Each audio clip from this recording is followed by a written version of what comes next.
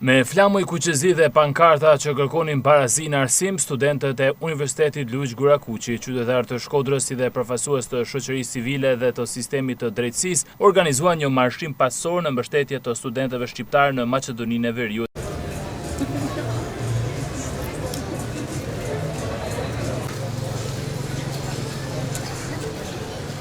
Këta të fundit po kërkojnë të drejtën për të zhvilluar provimet në gjuhën shqipe.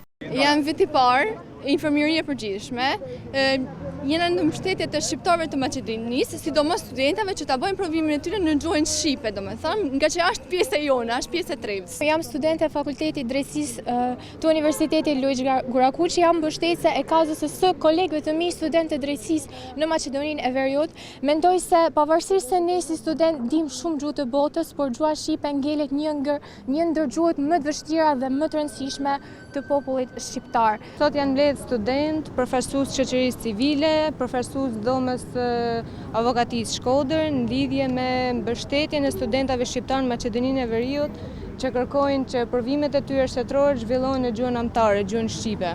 Në lidhje me hapat të radhës, e para është sensibilizimi i sotshëm, që do të bëjmë një marshim sensibilizues, solidariteti, që ata nuk janë vetëm, që zëri i tyre është edhe zëri jonë. Dhe po ashtu do të vazhdojmë edhe me mbështetjen tjetër që ndoshta mund bëhet një grup studenta shkojnë në Maqedoninë e Veriut ose solidaritet në rrjetet sociale ose çdo gjë tjetër që është e mujtur për të realizuar. Përsa i përket reagimeve janë skeptik sepse kemi ndërhyrje nga partitë politike dhe ju këshilloj që të rinë sa më larg rreth kësaj marshimi sensibilizues për të mos ta bë pjesë. Jemi mbledhur disa qytetarë, studentë të Universitetit Luiq Gurakuqi në Shkodër, të cilët duhen falenderuar përzemërsisht, por më tepër organizatorët e këtij aktiviteti, të cilët kanë ndërmarrë këtë nisëm për të sensibilizuar me studentët e universiteteve të Maqedonisë së Veriut, për të respektuar të drejtën e tyre, pra të drejtën e studentëve shqiptar në pjesëmarrje në universitet.